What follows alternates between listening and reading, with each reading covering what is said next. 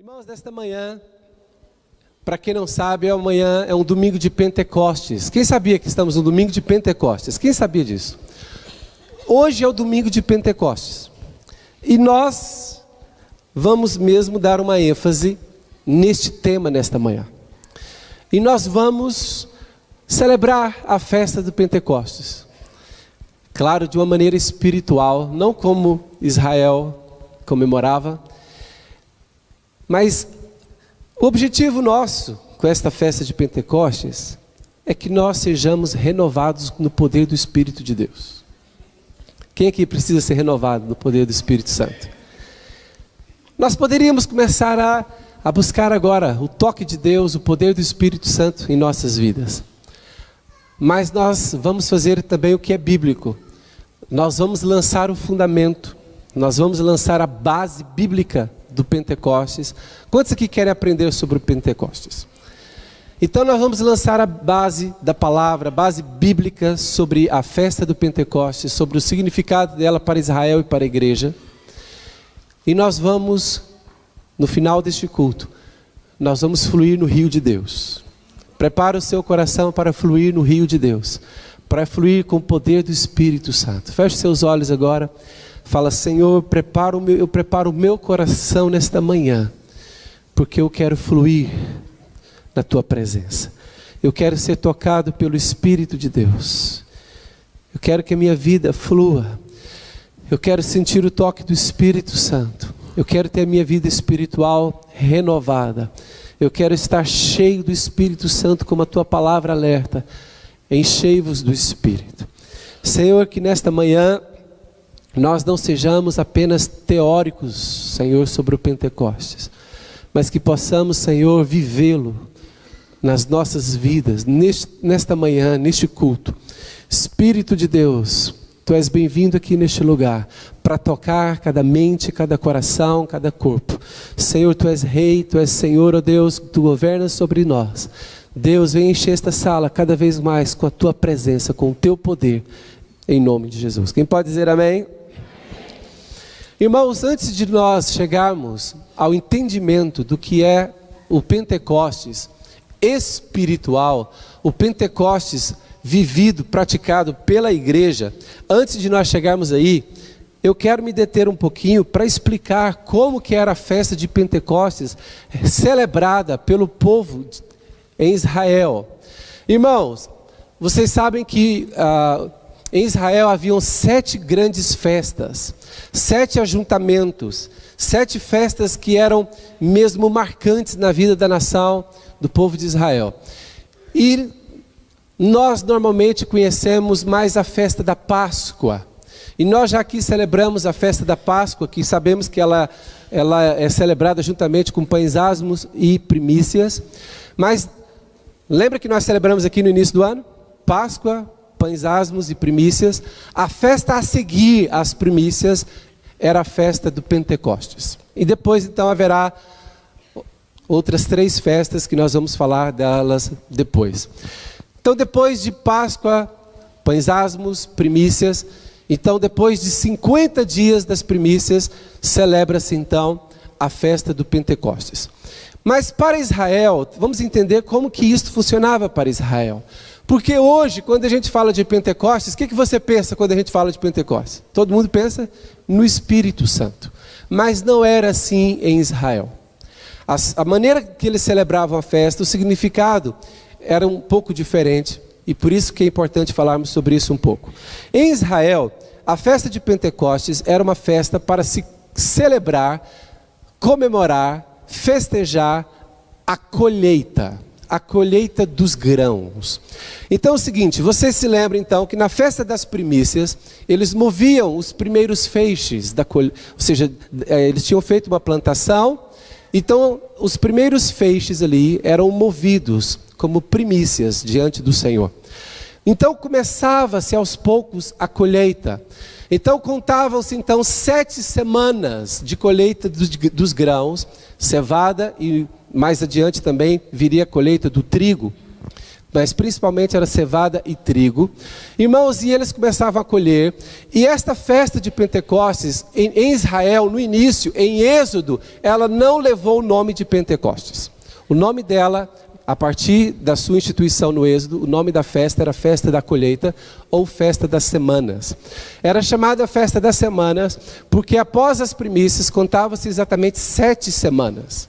Então tinha a Festa das Primícias, contava-se 7 semanas. 7 semanas dão quantos dias? 49. E o dia a seguir ao sábado, ou seja, 7 semanas terminavam no sábado, no dia a seguir, que era o 50º dia, por isso a palavra 50, de 50º, por isso que mais tarde levou o nome de Pentecostes, mas aqui não levava o nome de Pentecostes, levava o nome de Festa das Semanas. Então eram 7 semanas de muita alegria, de muita festa, de muito júbilo, porque eles estavam a colher e naquilo eles viam o suprimento de Deus nas suas vidas. Irmãos, e a história do povo de Deus com o seu Deus é uma história que tem a ver também com o suprimento de Deus nas suas vidas.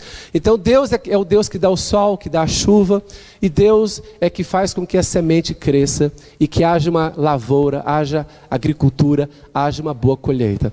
Então a festa do Pentecostes era uma gratidão a Deus pela colheita que eles estavam fazendo. Era uma celebração dizendo assim: Deus está a suprir o nosso povo será suprido, o nosso povo não vai padecer de fome, amém? O nosso povo, Deus cuida do seu povo, Deus supre o seu povo, amém, irmãos? Então o que acontece? Era uma celebração de alegria, era uma celebração, eles celebravam com alegria, irmãos, e eles celebravam, e é interessante que eles aprendiam muitas coisas nessa festa do Pentecostes, as festas das semanas. Uma das coisas que eles aprendiam era a fraternidade, era uma festa que era feita em conjunto, não era cada um na sua casa, era uma santa convocação, era uma festa solene, era um ajuntamento, e eles estavam em convívio uns com os outros a celebrar aquela festa. Outra coisa, eles aprendiam a repartir com os mais necessitados, porque quando eles faziam as colheitas, eles obedeciam uma lei de Deus que dizia que eles deveriam deixar as sobras da colheita para os necessitados, para as viúvas, para os órfãos, para os pobres, para aqueles que não tinham a sua própria lavoura. Irmãos, eles aprendiam sobre o ciclo da vida, que tem a ver com a semente, que tem a ver com as estações, com o crescimento, com o fruto. Eles aprendiam sobre o sentido da vida, e era uma festa fantástica, mas que o centro da festa era a colheita. Pode dizer comigo? O centro da festa de Pentecostes era a colheita. Ou seja, eles celebravam, festejavam a colheita. E foi assim, irmãos, foi assim milhares de anos. Foi assim durante muito tempo a celebração de Pentecostes. Mas nós sabemos que eles também celebraram por muitos anos a Páscoa. Mas houve um dia que Jesus veio e deu um novo sentido à Páscoa. Jesus cumpriu a Páscoa. Jesus é o Cordeiro que tira o pecado do mundo, amém? Jesus, irmãos, cumpriu a Páscoa, Jesus cumpriu o pães asmos, Jesus cumpriu as primícias. A Bíblia diz que Ele é as primícias, Jesus é as primícias dos que dormem. Ele foi o primeiro a ressurgir dos mortos. Mas também Jesus veio dar cumprimento, então, à festa de Pentecostes.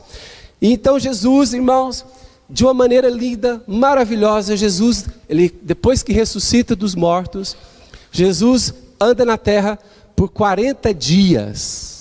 Depois que Jesus ressuscita dos mortos, ele anda na terra por quanto tempo? 40 dias. E nesses 40 dias ele se encontra muitas vezes com os seus discípulos e entrega muitas instruções aos seus discípulos. E uma das últimas instruções que Jesus entregou nesses 40 dias aos discípulos está em Atos, capítulo 1. Queria que você abrisse a sua Bíblia comigo. Atos, capítulo 1, a partir do versículo 4. Uma das últimas instruções de Jesus, já está na fase final daqueles 40 dias, Jesus já está prestes a subir aos céus, e ele então, de alguma maneira, prepara os seus discípulos para o Pentecostes, mas os seus discípulos ainda não tinham entendido isso bem, mas Jesus dá-lhes algumas instruções. Quem já encontrou Atos capítulo 1, versículo 4, quem já encontrou? Amém, amém? Atos 1:4. Algumas Bíblias estão aí, estou ouvindo algumas Bíblias, muito bem. Aleluia. Atos 1,4 diz assim: e comendo com eles, determinou-lhes. O que Jesus fez? O que a sua versão diz? Ordenou-lhes o quê? Que não se ausentassem de Jerusalém. Os 12 discípulos, eles tinham vindo de onde, irmãos? Eles moravam em Jerusalém? Eles tinham vindo da Galileia. Eles eram da Galileia, estavam ali agora em Jerusalém. E Jesus ordena-lhes, determinou-lhes que não se ausentassem de Jerusalém, mas que esperassem a promessa do Pai, a qual disse ele: de mim ouvistes. Porque João, na verdade, batizou com água, mas vós sereis batizados com o Espírito Santo não muito depois destes dias. Jesus poderia ter dito o dia. Jesus poderia ter dito: daqui 10 dias. É quando se completarem os 50 dias, por causa do Pentecostes. Mas Jesus não informou isso aos discípulos. Jesus disse o seguinte: eu só quero que vocês me obedeçam. Fiquem em Jerusalém, não saiam de Jerusalém, que vocês serão batizados com o Espírito Santo. Vocês vão receber a promessa do Pai. Esperem, aguardem a promessa do Pai. Versículo 8, Atos 1:8, o que diz aí?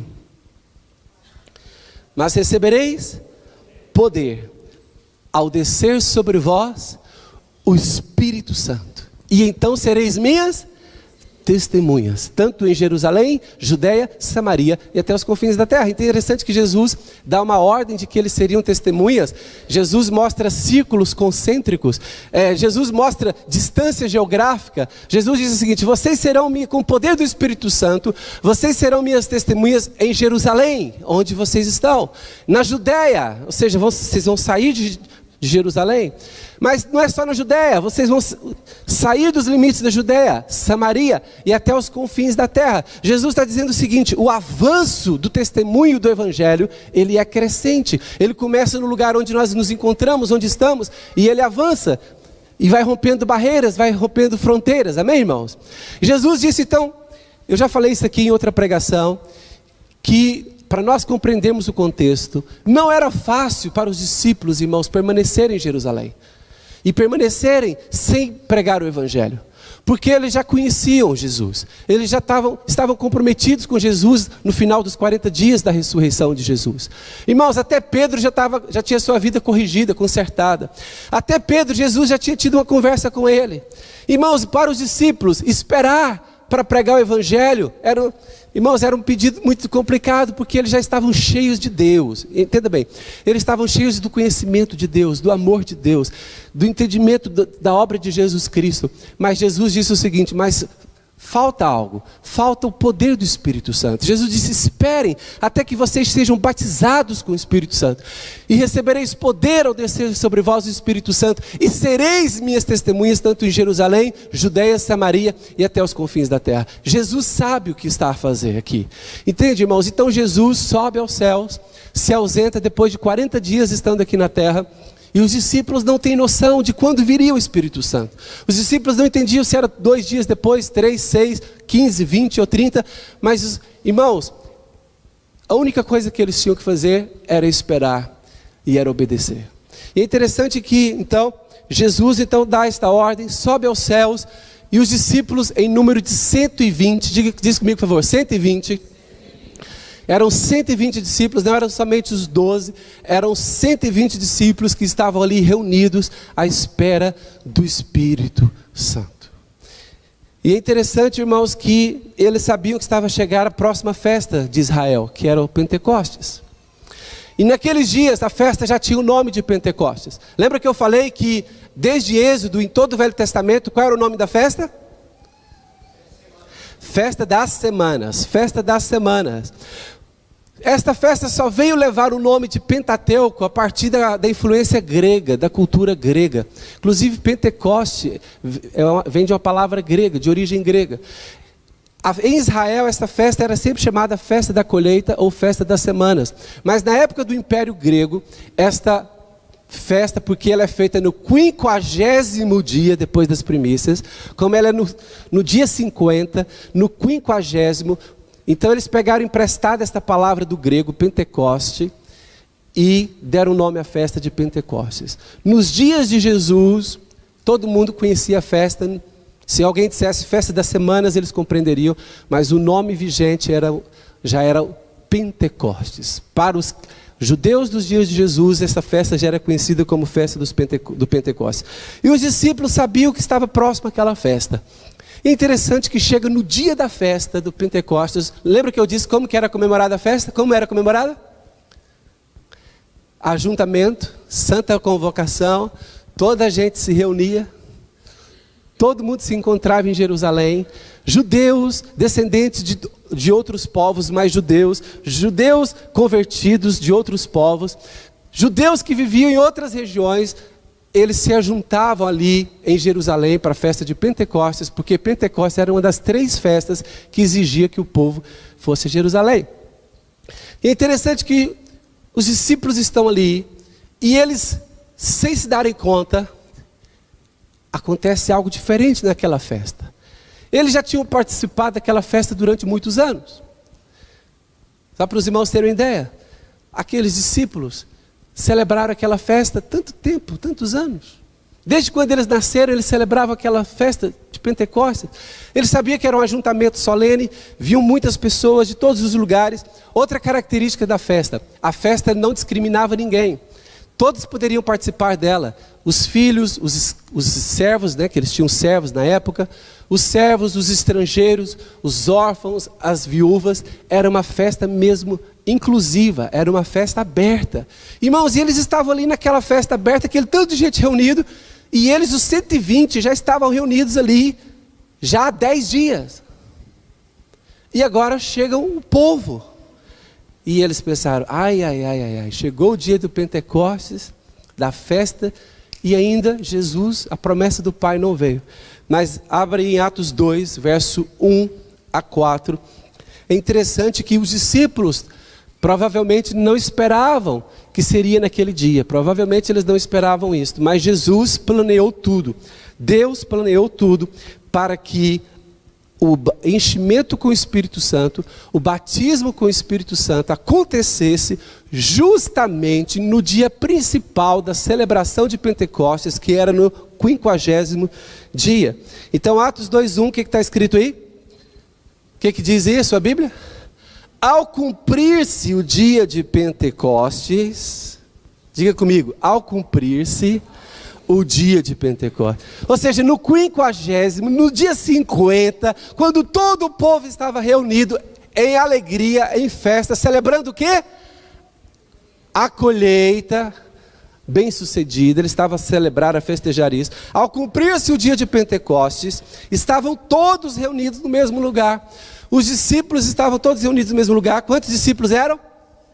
120. De repente veio do céu um som, como de um vento impetuoso. É interessante que Deus pode vir sobre o homem da maneira que Ele quiser. Na época de Elias não estava muito bem. E ele pensou que Deus poderia vir através de um barulho, de um vento forte. Mas Deus veio através de uma brisa suave. Quando Jesus foi batizado nas águas e recebeu o Espírito Santo, como que ele recebeu o Espírito Santo? No formato de uma pomba. Chegou o dia dos discípulos de Jesus receberem o batismo com o Espírito Santo. E o Pai planeou algo, uma surpresa. O Pai falou assim, liga os LEDs. Eu quero festa. Liga o som bem alto. Falou lá para os anjos, lá assim, liga os PAs no máximo. Irmãos, o som foi ligado. Não, aí não. O irmão está doidinho ali para pôr o som mais alto. Irmãos, e o céu ligou o som no maior volume. Interessante que nós queremos regular a manifestação do Espírito Santo. A gente pensa assim, se o Espírito veio sobre Jesus como uma pomba, então ele tem que vir sobre os discípulos como uma pomba. Ah, se o Espírito Santo agiu ontem de uma maneira, tem que agir hoje da mesma maneira. Não. Para este momento, Deus preparou algo estrondoso, algo espetacular. Diga assim comigo, espetáculo. Irmãos, isso foi um espetáculo. Porque aqui diz, se você prestar atenção, o verso 2 diz, de repente, eles não estavam à espera, de repente veio do céu um som, como de um vento impetuoso, e encheu toda a casa onde estavam assentados, o cenáculo, e apareceram distribuídas entre eles línguas como de fogo. Irmãos, eram as chamas aqui de fogo que pareciam, eles interpretaram como se fosse em formato de línguas, porque o fogo vinha sobre cada um deles, igual aqueles filmes que a gente assiste agora, que Hollywood consegue fazer. Imagina, hoje dá para fazer um filme assim, né? O fogo vindo assim. Irmãos, os discípulos ficaram surpresos olhando um para os outros. E aqui a Bíblia diz o seguinte: e pousou uma sobre cada um deles. Quantos eram? Deus mandou 120. Uma sobre cada um deles. Verso 4. E 70% dos 120 ficaram cheios do Espírito Santo. 80%. 99%. Está claro, né, irmãos? Aqui diz que uma língua de fogo para cada um, e diz todos, diga comigo, todos, ficaram cheios do Espírito Santo. E passaram a falar em outras línguas, segundo o Espírito lhes concedia que falassem. Glória a Deus. Quem pode dizer glória a Deus por isso? E eles não falaram, aqui não foi glossolalia, né? Para quem conhece a expressão. Aqui foi, eles falaram as línguas realmente que existiam na época, a língua daqueles povos. E aqui a Bíblia diz, se você ler os próximos versículos, 9, 10, 11, você vai ver que eles falaram na língua dos pardos, dos medos. Eles falaram em várias línguas ali conhecidas do povo. E eles falavam o quê? Falavam da glória de Deus, das grandezas de Deus, aquelas pessoas. Eles diziam, Deus que fez os céus e a terra, Deus é o Senhor dos céus e da terra, Deus é o dono de todas as coisas, Ele é o autor da vida, Ele é o Criador, os céus proclamam a glória de Deus. Eles anunciaram as grandezas do Deus vivo, nas línguas daquelas pessoas que ali estavam. Algo fantástico, algo maravilhoso. Irmãos, e a partir daí então, a partir daquele dia, e eu queria voltar a dar ênfase aqui, Deus podia ter enviado o batismo do Espírito Santo aos discípulos em qualquer dia. Deus podia ter enviado um dia antes de Pentecostes ou 2 dias antes, sim ou não? Deus podia ter enviado o batismo com o Espírito Santo um dia depois do Pentecostes ou 10 dias depois. Mas Deus fez questão de enviar o Espírito Santo e batizar os discípulos no Espírito Santo justamente, diga comigo, justamente. Não foi um dia antes, nem um dia depois. Foi mesmo no 50º dia, no dia de Pentecostes. Por quê? Porque Jesus está dando cumprimento a mais uma das festas de Israel, a mais uma das festas bíblicas. Cumpriu-se profeticamente, espiritualmente esta festa. A partir daqui, esta festa passa a ter um novo significado, um novo motivo, um novo sentido de ser, para aqueles que creem que Jesus é o Messias. Obviamente que Israel, para os que não creram em Jesus, eles continuaram a celebrar o Pentecostes antigo. Mas aqueles judeus que acreditaram em Jesus como Salvador e o Messias, mudaram completamente o sentido da festa de Pentecostes. E por isso hoje, quando nós vamos celebrar a festa de Pentecostes, eu mal falo a palavra Pentecostes, todo mundo já pensa, Espírito Santo. Mas o Espírito Santo foi algo novo naquele dia. E mais no final dessa mensagem nós vamos explicar como que houve o cumprimento profético desta festa de Pentecostes e o que passou a significar. Mas antes eu quero falar aqui de 3 pontos daquilo que podemos aprender com o Pentecostes. O que eu e você podemos aprender com o Pentecostes do Novo Testamento? Da Nova Aliança. O que podemos aprender com Pentecostes? Primeira coisa que podemos aprender é o valor da nossa obediência. Irmãos, Jesus ia subir aos céus, estava a chegar o dia da sua ascensão. Jesus fala aos discípulos o seguinte: não se ausentem de Jerusalém, não saiam daqui. Ah, mas eu estou com a tia doente lá em Cafarnaum. Ah, eu estou com um tio com problema lá em Nazaré, lá na Galileia, lá em Tiberíades. Jesus disse: não se ausentem de Jerusalém até que do alto, até que vocês recebam a promessa do Pai, até que vocês recebam o Espírito Santo. Jesus não disse quantos dias seriam, que eles deveriam aguardar. Jesus disse para eles esperarem. Sabe, irmãos, Jesus pediu uma coisa muito difícil para o ser humano, que é esperar. Irmãos, coisa difícil é esperar. Quem tem filho aqui? Quem tem filho? Você fala que vai passear com ele. Aí você fala, espera. Você consegue fazer seu filho esperar?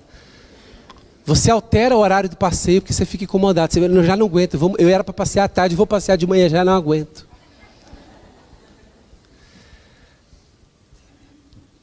Esposa, quem tem esposa aqui? Esposa consegue esperar?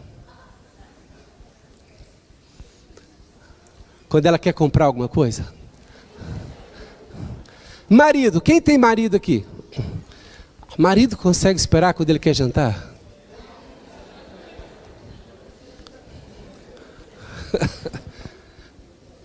Ou quando ele quer outra coisa? Irmãos, difícil coisa Jesus pediu. Difícil coisa Jesus pediu aqui para o povo. Jesus pediu o quê? Esperem. Esperem até que vocês recebam a promessa do Pai, porque João vos batizou com água, porque ele era batista. Mas vós sereis batizados com o Espírito Santo. Irmãos, é interessante que esperar é um teste para você receber uma bênção de Deus na sua vida. Muita gente não tem recebido bênçãos de Deus porque não conseguem esperar. Há pessoas que não conseguem esperar o tempo delas no ministério. Há pessoas que não conseguem esperar o tempo de Deus para o seu casamento. Há pessoas que casam de qualquer maneira. Há pessoas que não conseguem esperar num trabalho, no momento difícil do trabalho, quando o patrão está com problema. Irmãos, esperar é um desafio muito grande para nós. Mas Jesus queria que os seus discípulos fossem obedientes. Esperar significa obedecer. Jesus diz, esperem. Jesus estava a testar, a provar a obediência dos discípulos, irmãos. Muitas pessoas que não conseguem esperar, que não são sensíveis à direção de Deus nas suas vidas, têm perdido muitas bênçãos. Eu lembro que o pastor que nós conhecemos, pastor Salomão, pastor da Jocum, um dia que veio pregar aqui na igreja, ele falou sobre um jogador de futebol que estava no início de carreira e que o pastor Salomão acompanhava. E o treinador do clube que ele estava, era um clube pequeno, de segunda divisão, mas aquele jogador era um bom jogador, podia facilmente subir para a primeira divisão. Ele era o jogador que tinha possibilidade de subir para a primeira divisão daquele clube. E teve um desentendimento com o treinador. E ele veio falar com o pastor, em aconselhamento, o pastor falou assim, fica quieto. Você é um excelente jogador, não perca a sua oportunidade, fica quieto, que daí, deste clube você vai para o maior. Sabe, irmãos? Mas aquele rapaz, ferido no orgulho, por causa do tratamento que o treinador estava a dispensar, ferido no orgulho, não conseguiu esperar. Discutiu e saiu do clube. É interessante que poucos meses depois, quem foi treinar aquele clube era um treinador de um outro clube que era fã dele, que gostava muito dele e queria ajudá-lo a se promover. Depois ela ficou parada no futebol. Irmãos, esperar em tempos difíceis não é fácil. Não é tarefa fácil esperar. Esperar no casamento difícil, que não está dando nada. Esperar num trabalho, esperar no ministério, que não está a fluir. Você está fazendo algo no ministério, mas aquilo não está a dar resultado, não está a fluir. Esperar, irmãos, é um desafio. Mas eu não conheço, irmãos, pessoas que são bem-sucedidas, pessoas que andam em vitória, que não aprenderam a esperar. Esta é uma das primeiras lições de um filho de Deus. Saber esperar nas contrariedades, saber esperar nos momentos confusos, duvidosos, que você não entende, não percebe. Os discípulos aqui não entendiam. Nós já temos Deus, por que não podemos pregar? Por que temos que esperar? Por que Jesus disse que nós não podemos pregar? A gente já até fez viagens com Ele e a gente já pregou antes. Por que não podemos pregar agora? E aí, irmãos, as pessoas começam a justificar o que elas vão fazer em desobediência. Irmãos, há tanta gente na igreja que quando não conseguem esperar, começam a justificar a sua desobediência. Irmãos, os discípulos poderiam. Irmãos, os discípulos foram enviados, os discípulos já tinham pregado o evangelho, já tinham expulsado demônios, já tinham batizado pessoas. Jesus disse agora para eles: esperem.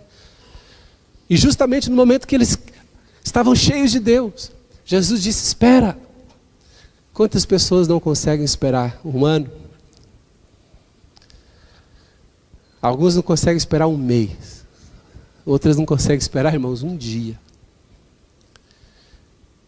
As maiores vitórias que nós alcançamos são quando nós conseguimos esperar as promessas de Deus. Jesus disse: espere a promessa do Pai. O que Jesus disse? Versos 4 e 5 de Atos. Espera a promessa do Pai. Quem aqui consegue esperar a promessa? Irmãos, aqueles discípulos conseguiram, esperaram a promessa do Pai. E a promessa não era pouca não, irmãos. A promessa era tão somente algo grandioso. A vinda do Espírito Santo. O batismo com o Espírito Santo. E eu quero dizer aqui o seguinte: se você permanecer na posição certa que Deus tem para a sua vida, pode demorar, mas a promessa do Pai vai chegar na sua vida. Você precisa aprender a permanecer. Isso testa caráter. Permanência é um teste de caráter. Segunda coisa que podemos aprender com Pentecostes é que a palavra de Deus, ela respalda o mover do Espírito Santo. Vou dizer novamente. A palavra de Deus, a Bíblia, respalda o mover do Espírito Santo. Quando veio aquele mover do Espírito Santo e os discípulos passaram a falar em outras línguas, e eu quero dizer-vos, irmãos, que é o seguinte: os discípulos não estavam a falar em outras línguas desta maneira assim, olha aqui, ó. Oi, eu queria falar do valor de Jesus para você, o poder de Deus para você. A Bíblia deixa claro que eles não estavam calmos, porque a Bíblia diz que houve tanto barulho enquanto eles anunciavam as grandezas de Deus, que houve quem dissesse que os discípulos estavam o quê? Embriagados. Você diz que alguém está embriagado falando tranquilo, normal?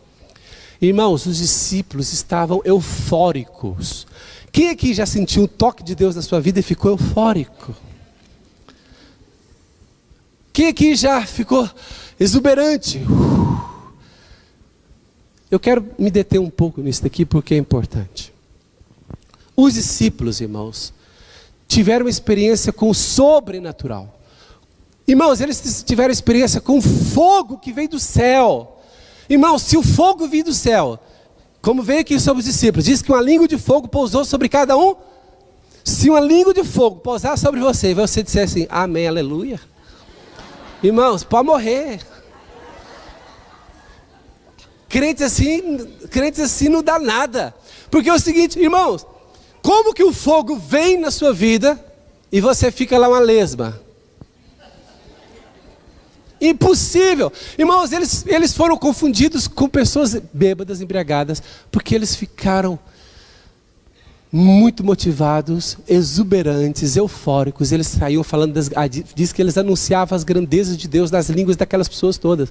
Uns irmãos começaram a falar lá assim: Deus é grande, Deus faz isso, Deus faz aquilo, não sei o que, babá. Agora imagina 120 correndo e rodando, irmão.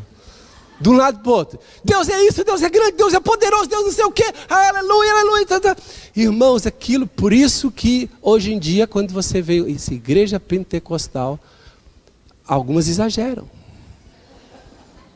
Porque lê isso aqui e pensa assim: se 120 ficou gritando doido aqui, vamos fazer o mesmo. Calma. Mas Pentecostes começou assim.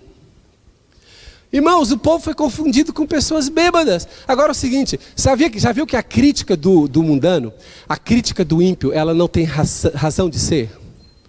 Eles reconheceram que os discípulos que eram iletrados estavam a falar em várias línguas. Você consegue imaginar o discípulo Tiago, por exemplo, falando numa língua aqui, depois falando outra aqui, falando 6 línguas ao mesmo tempo. O povo reconheceu aquilo. Mas a crítica do ímpio é tão injusta, porque é o seguinte, ele quis atribuir aquilo ao quê? Estão embriagados.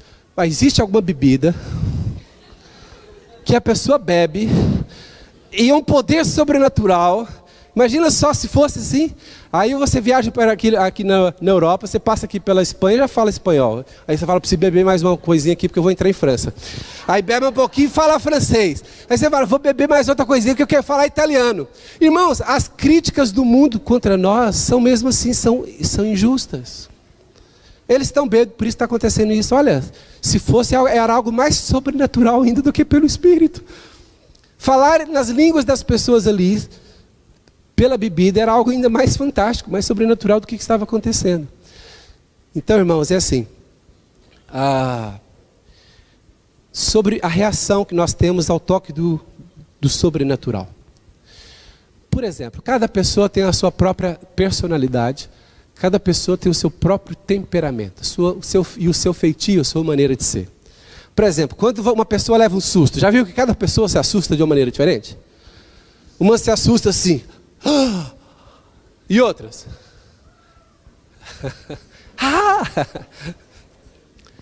Então, no natural já é diferente. A reação de cada pessoa é diferente. Imagina, olha aqui, você dá um presente para uma pessoa, não sei se você já viu isso. Você dá um presente para uma pessoa e ela, para mim, não acredito, começa a chorar. Outra, para mim, que bom, maravilha, até salta. Para outra ela fala assim, se for o temperamento mais ou menos como o meu, obrigado.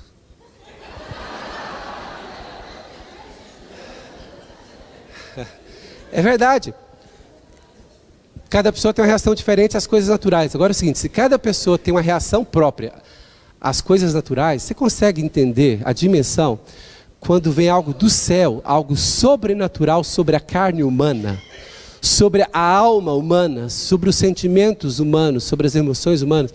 Irmãos, quando vem algo sobrenatural sobre nós, quero atenção, por favor.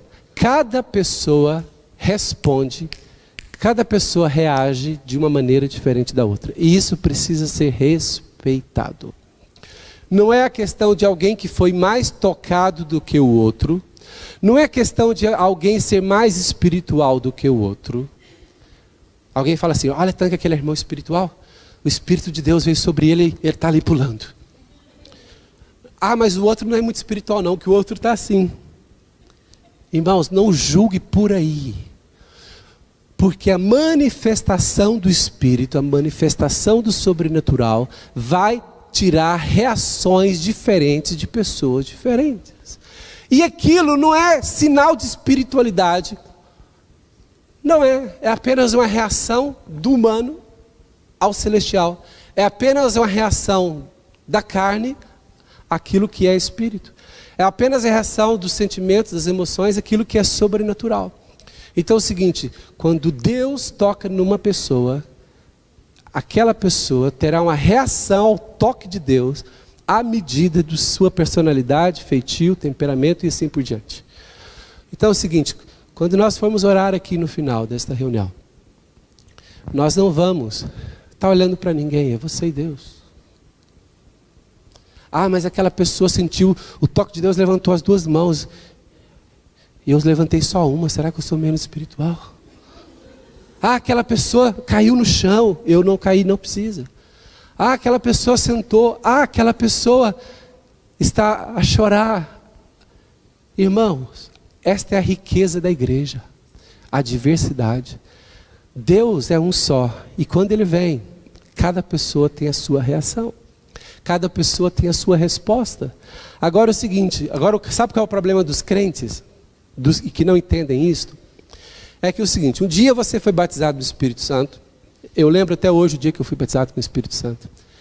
Eu senti como se fosse uma corrente elétrica entrar. E eu fiquei cheio do Espírito Santo e comecei a falar em outras línguas. Se eu for aqui perguntar a experiência de cada um tem uma experiência própria, diferente da minha. Não tem que ser, eu não senti aquela corrente que o pastor falou, aquela corrente elétrica, eletricidade. Talvez você sinta algodão em isso. Talvez você sinta um carinho. Olha aqui, cada pessoa, quando o sobrenatural se manifesta, cada pessoa sente de uma maneira. Agora é o seguinte, irmãos, olha aqui. Agora imagina, sabe quantas vezes eu sentia algo como uma corrente elétrica? No máximo 2, 3 vezes. No dia que fui batizado do Espírito Santo, mais 1 ou 2. Ah, mas e os outros dias eu não fiquei cheio do Espírito Santo? Fiquei. Mas por que? Mas a reação primeira, ela é diferente. E a reação em alguns momentos é diferente da outra. Então vou dizer o problema que nós temos em alguns lugares. A pessoa um dia foi tocada pelo poder do Espírito Santo, o sobrenatural. E a reação que ela teve automática, ela não preveu, não foi prevista aquilo. A reação que ela teve foi assim, aleluia, aleluia, aleluia, sentiu algo gostoso e tal. Aí ela vem numa conferência e o pastor está a orar sobre o poder do Espírito Santo. Aí ela pensa que para ela sentir o toque de Deus tem que acontecer como aconteceu da outra vez. Se for de Deus, vou ter que fazer assim. Para com isto. Deus é rico. Irmãos, é o seguinte, a maneira que Deus nos toca também é diferente a cada vez, a cada dia. Então não esteja a prever nada e a preparar nada. A única coisa que nós temos que fazer com os discípulos, estarmos sensíveis. Espírito, eu só quero que o Senhor me toque. Se é para chorar, eu choro. Se não chorar, não tem problema, é espiritual, não é mesmo? Quem é mais espiritual, quem chora ou quem não chora? Depende. Se o choro é verdadeiro, é espiritual. Se o não chorar também for reação, é espiritual. Levantar a mão pode ser espiritual, não levantar também, ajoelhar. Então, temos que respeitar uns aos outros e temos que respeitar a nós mesmos. Se Deus toca em mim, irmãos, e se a reação que os sentimentos, que as minhas emoções têm, do toque do sobrenatural, é de gritar, é de levantar as mãos, eu estarei sensível ao Espírito Santo de Deus. Quem pode dizer amém? É importante que estejamos, irmãos, sensíveis ao toque do Espírito Santo. É uma igreja saudável, é uma igreja em que cada pessoa é livre para se expressar na presença de Deus. Onde a pessoa não é julgada pelos outros. Onde os outros também não ficam olhando assim, querendo imitar o que o outro faz. Nós não estamos aqui para imitar ninguém. Nós estamos aqui para sentir o toque do Espírito Santo. Amém, irmãos? Quem nunca foi batizado no Espírito Santo e quer ser batizado hoje, não fica a prever como será. Simplesmente entregue-se ao Senhor. E irmãos, e esse segundo ponto que eu disse aqui, que a palavra de Deus, a Bíblia respalda o mover do Espírito Santo, é porque quando o povo começou a julgar, os irmãos aí atrás, por favor. Irmãos, o que acontece? Quando o que eu estava falando aqui? Quando o povo começou a julgar, sabe o que aconteceu? O povo começou a julgar e Pedro se sentiu no dever de explicar. Pedro se levanta e fala assim, gente, não tem ninguém embriagado aqui, são 9 da manhã. E Pedro se levanta, defende e fala assim, Pedro fala assim, o que está a se passar aqui hoje é um cumprimento do que foi escrito, do que foi dito pelo profeta Joel. Olha aí na sua Bíblia aí, o que Pedro diz. O que Pedro diz? Isto é cumprimento bíblico. Diga assim comigo, cumprimento bíblico. Isto é um cumprimento do que o profeta Joel disse. O profeta Joel disse o quê? O que Pedro disse aí? E acontecerá nos últimos dias, todos encontraram aí, irmãos? Na explicação de Pedro. E acontecerá nos últimos dias, diz o Senhor, que derramarei do meu espírito sobre toda a carne. Vossos filhos e vossas filhas profetizarão. Vossos jovens terão visões e sonharão. Vossos velhos, até sobre os meus servos e sobre as minhas servas, derramarei do meu espírito naqueles dias e profetizarão. Agora olha o início, diz: acontecerá nos últimos dias, diz o Senhor, que derramarei do meu espírito sobre quem? Sobre toda a carne. Diga comigo, sobre toda a carne. Irmãos, todas as pessoas ali, indiscriminadamente, aquelas que eram discípulos de Jesus, receberam o batismo do Espírito Santo. Então o que eu estou dizendo é o seguinte: todo o mover do Espírito de Deus é respaldado pela palavra de Deus. E Pedro então disse, há um respaldo bíblico para isso. É cumprimento do que foi dito, do que está escrito na nossa Bíblia. É cumprimento do que o profeta Joel disse. E então, irmãos, o seguinte: nada acontece no nosso ajuntamento como igreja que não seja respaldado pela Bíblia. Aí sim, se alguém fizer alguma coisa que não tem um respaldo bíblico, que não tem o selo do Espírito Santo, que não tem a confirmação da palavra de Deus, aí a Bíblia fala até que a profecia, por exemplo, deve ser julgada. Paulo fala da ordem do culto, coisas que não são de Deus, que não vêm de Deus, tem que ser colocado em ordem, tem que ser ajustado. Mas aqui, irmãos, porque a Bíblia, a palavra de Deus, ela respalda o mover do Espírito Santo. O mover do Espírito Santo não pode ser invenção de homens. Não pode aparecer aqui um pastor, alguém dissesse, olha, o Espírito Santo agora vai fluir de tal maneira. Ninguém pode inventar nada, irmãos. O que flui na igreja tem que ter o respaldo, tem que ter o crédito da Bíblia, a confirmação bíblica. E pode dizer amém? E a terceira coisa que aprendemos com Pentecostes, estamos a caminhar para o final. Terceira coisa que aprendemos com Pentecostes é que a pregação da palavra, em conjunto com a ação do Espírito Santo, é que produz frutos. Eu vou dizer novamente. A pregação da palavra de Deus, em conjunto com o mover, com a ação do Espírito Santo, produz frutos. E o que Pedro fez foi isto. Veja bem, o Espírito Santo se moveu e Pedro confirmou pela Bíblia aquele mover do Espírito Santo. Mas agora Pedro se levanta e faz uma outra pregação. Pedro faz uma grande pregação. E Pedro, além de explicar o que aconteceu, que foi dito pelo profeta Joel, Pedro explica as coisas daqueles dias que não estavam escritas na Bíblia. O que tinha acontecido com a vinda de Jesus, Pedro explica. E Pedro explica por que mataram Jesus. Explica porque Jesus é o Messias. E quando Pedro termina de explicar isto, irmãos, a pregação de Pedro estava sendo respaldada agora pelo Espírito Santo. Como? Presta atenção, por favor. Eu vou voltar aqui um pouquinho para nós entendermos. O mover do Espírito Santo foi respaldado pela Bíblia, pela palavra. Mas agora Pedro se levanta e faz uma pregação para além daquilo que ele disse sobre Joel. E quem agora que respalda a pregação de Pedro? É o Espírito Santo. Está vendo que os dois trabalham em conjunto? A palavra confirma o mover do Espírito. E o Espírito confirma a pregação da palavra. E aqui Pedro termina de pregar, e qual é a reação do povo? Atos 2, 37. Abre comigo aí sua Bíblia em Atos 2, 37. O que diz aí? Atos 2, 37 diz assim, posso? Ouvindo eles estas coisas, quem é que estava ouvindo? As multidões, milhares e milhares de pessoas ouvindo a pregação de Pedro. Pedro foi o primeiro discípulo de Jesus a fazer uma pregação pública. Irmãos, Pedro pregou a palavra de Deus. E o verso 37, Atos 2, 37. Ouvindo eles estas coisas, compungiu-se-lhes o coração. Quem é que tem poder para compungir o coração do homem? É o Espírito Santo. Uma palavra vazia não toca o coração do homem. Aqui, irmãos, a palavra de Pedro estava carregada com o poder de Deus, o poder do Espírito Santo. E aqui diz: convindo a eles essas coisas, compungiu-se-lhes o coração e perguntaram a Pedro e aos demais apóstolos: que faremos, irmãos? O que Pedro disse? Vocês devem se arrepender dos seus pecados,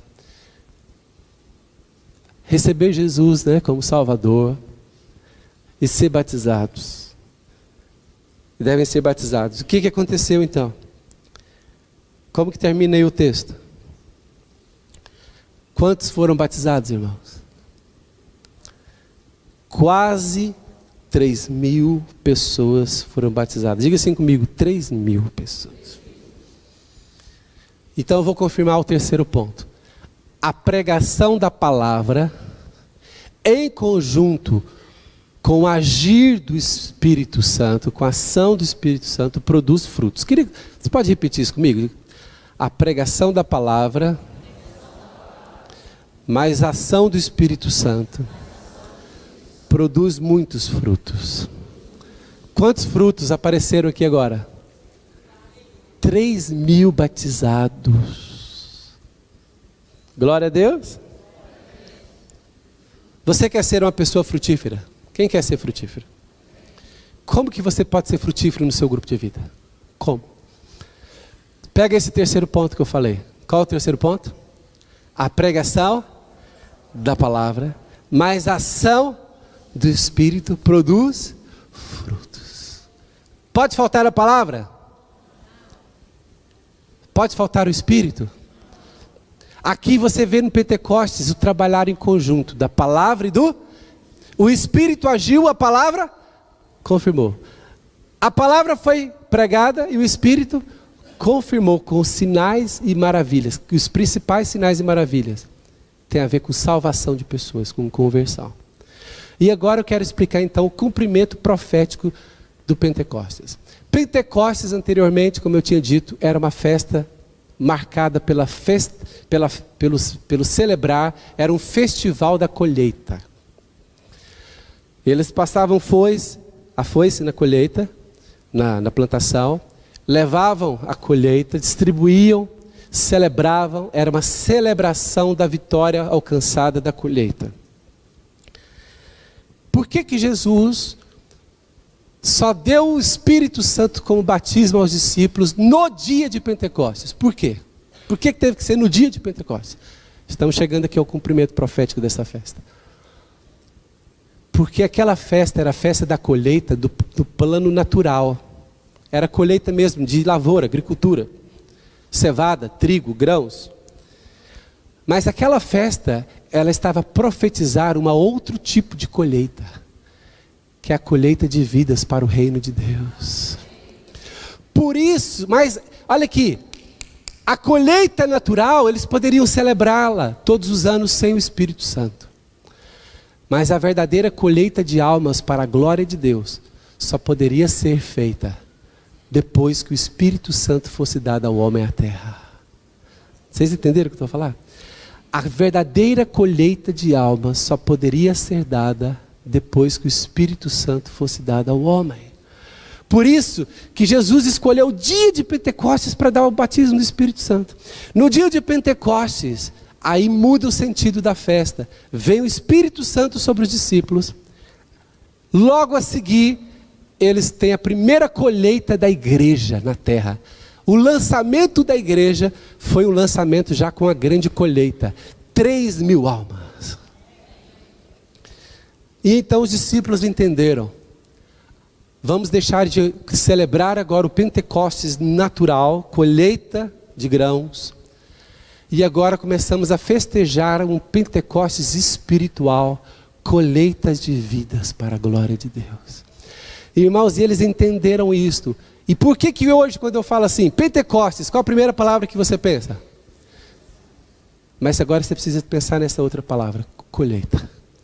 Porque o Espírito foi dado para que houvesse uma colheita. Porque Jesus disse, recebereis poder para ser testemunha. Diga assim comigo, recebereis poder para ser testemunha.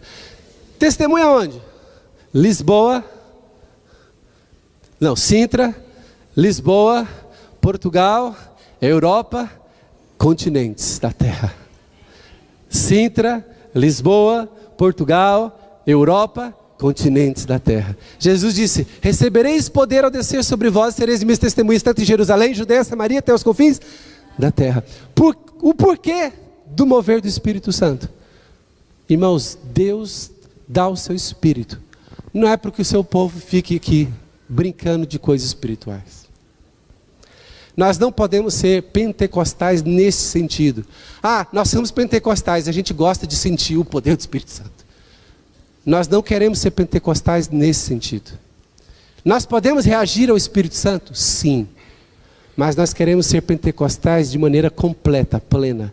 Pentecostal é aquele que é batizado no Espírito Santo para ganhar vidas. Pentecostal é aquele que é batizado no Espírito Santo para gerar uma colheita no reino de Deus. Irmãos, a primeira colheita do lançamento da igreja foram 3.000 almas. Mas dias a seguir, quantas mais almas? A Bíblia diz mais 5.000. E depois? Milhares.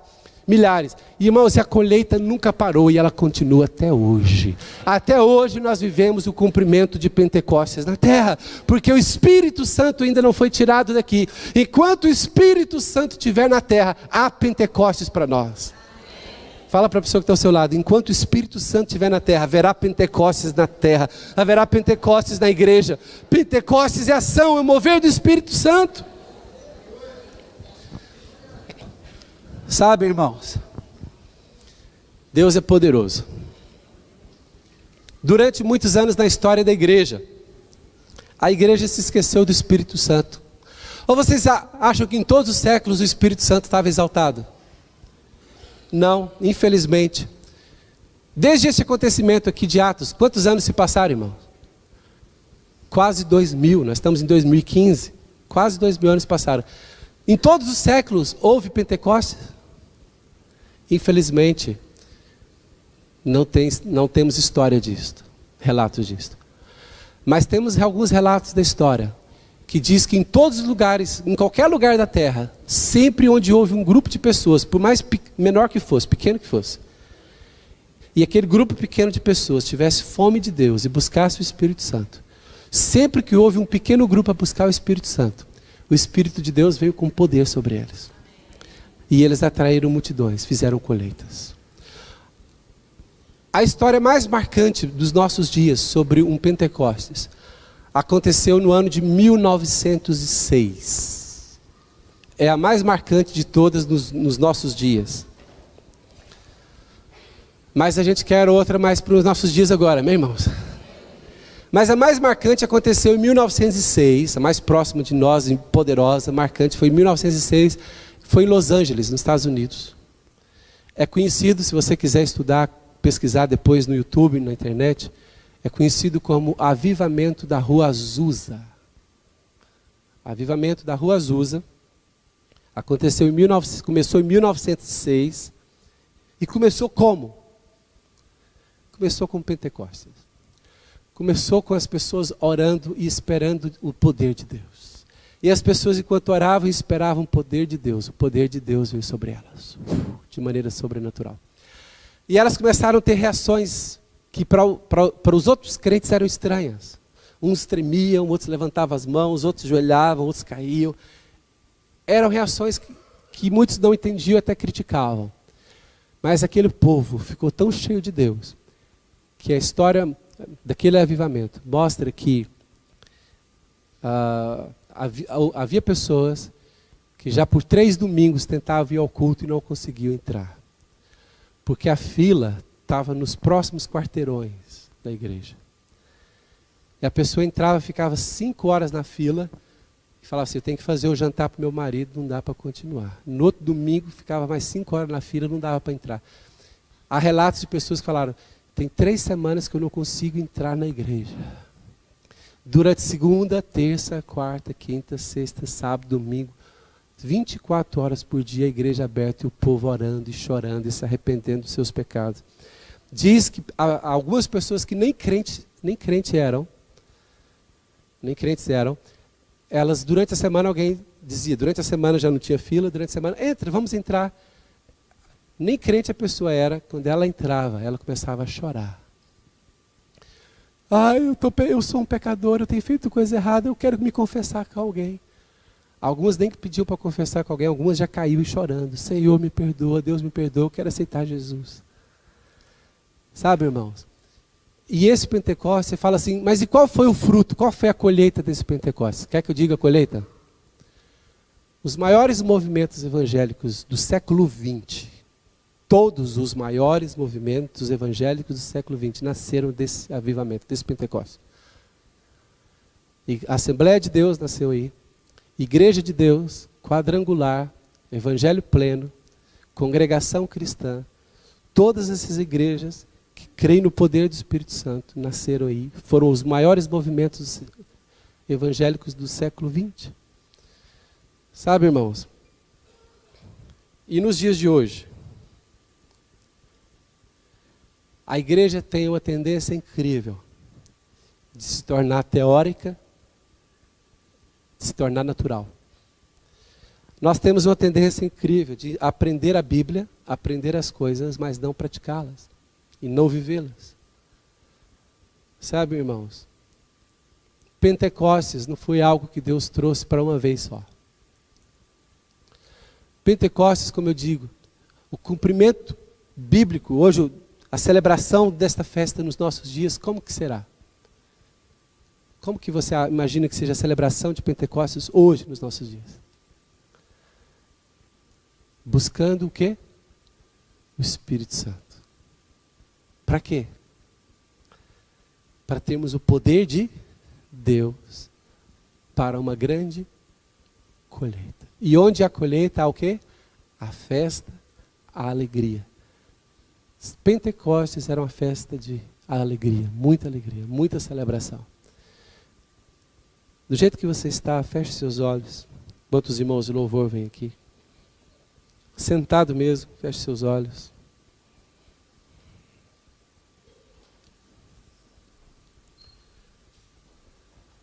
Há quanto tempo que não há um Pentecostes na sua vida? Há quanto tempo o Espírito de Deus não te toca de uma maneira tão forte que o seu corpo reage? Sabe, irmãos, o toque forte do Espírito Santo, a pessoa de alguma maneira ela reage.